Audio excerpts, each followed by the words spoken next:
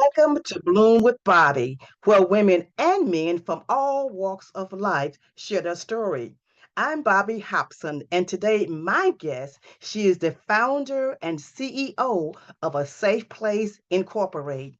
Safe Place Incorporated is a nonprofit 501c3 organization that provides specialized support to victims and survivors of domestic violence as well as guidance for recovery from narcissistic abuse. Please welcome my guest today, Dorcas Patton. Hi, Dorcas. Hi, Miss Bobby. How are you? I'm doing well today. Now, if you have watched Bloom with Bobby at any time, you know that we ask our female guests to identify a particular blooming flower that they believe describes them. So, Dorcas, tell us about your flower and all about it and how you two connect. It was kind of hard picking a flower because I have such a blooming personality that does describe my personality. But one of the flowers that stuck out was the gladiolus flower.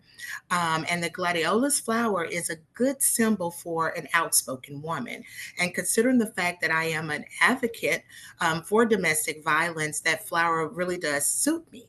However, it also represents strength, integrity, empowerment, reflecting the passion and confidence of a woman who isn't afraid to speak her mind.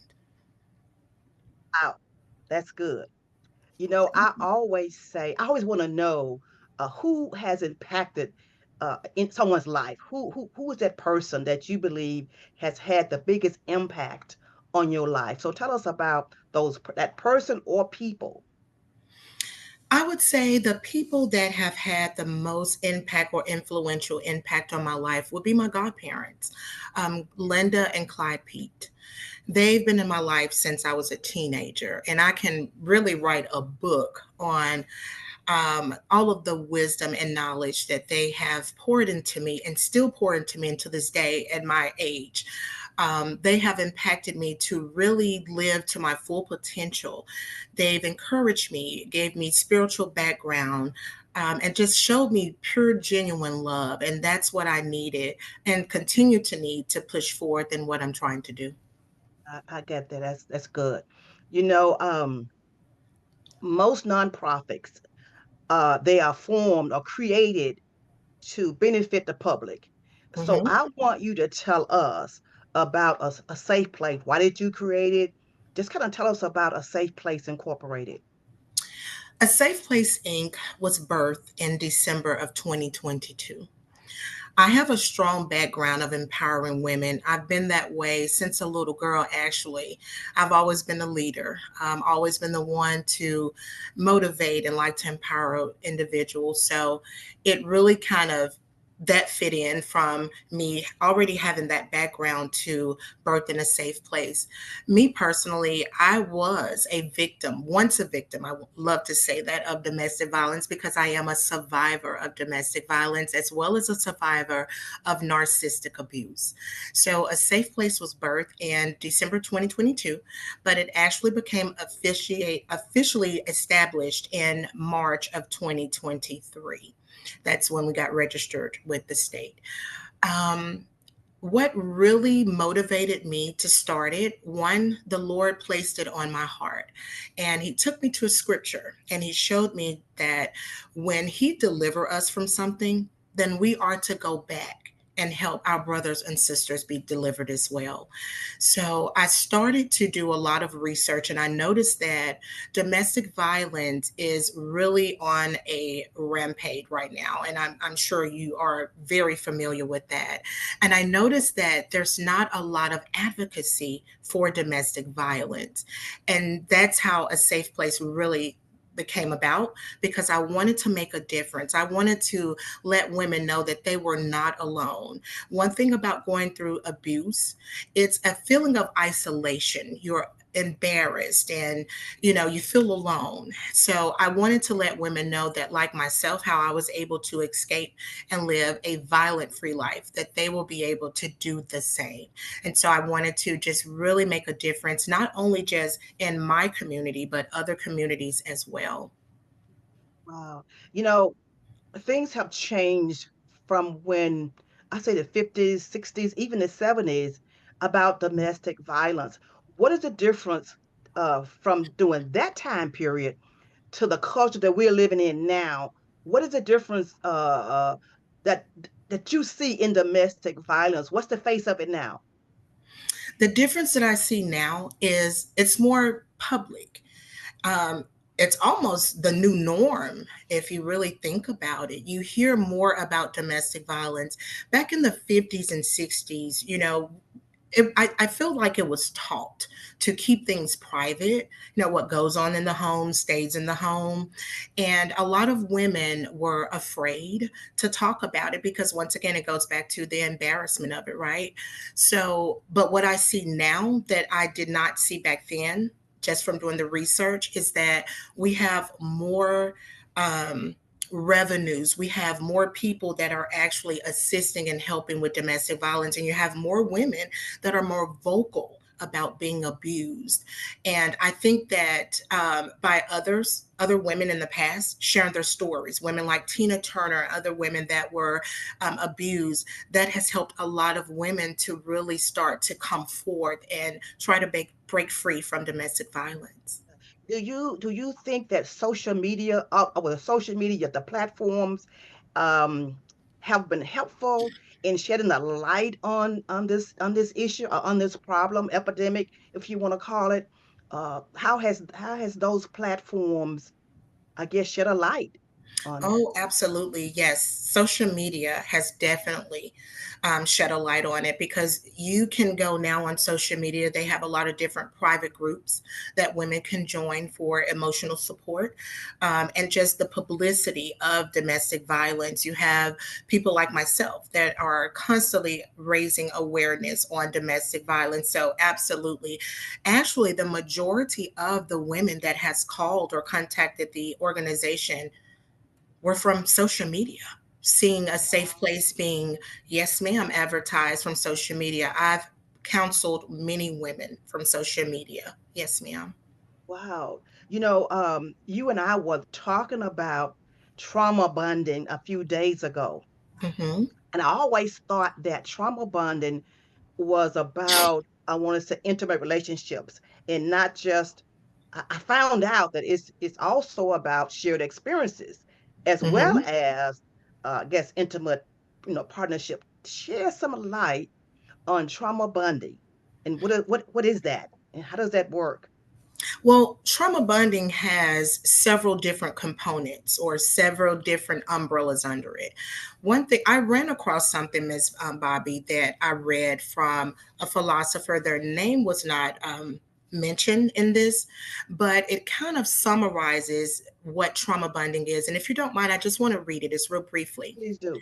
Yeah. Trauma bonding is when you're so heavily attached to a toxic person that you are willing to maintain a relationship even at the expense of yourself for the few and far between highs. Your brain gets highly addicted to the habitual ups and downs of oxycodone, dopamine, and serotonin, that Right. even when the relationship ends, you will seek and crave the person or become obsessive or seek some similar people in order to get your fix.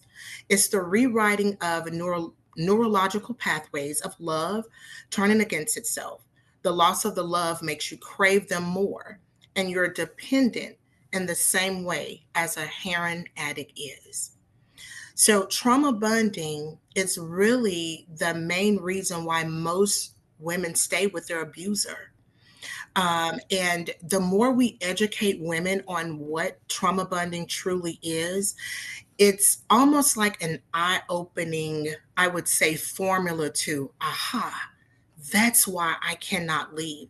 And that's another reason why I tell people don't judge a woman that's in that situation that keeps going back to that man or that woman, because they are trauma bonded. It's the way that it wires your brain because when the abuser, and I can speak on this because I experienced it, Okay. some people think that abuse is just physical and it's all bad. No, abuse is some days it's wonderful. They're loving, they're kind to you, and then other days it's horrible. It's rough. So your brain gets used to that.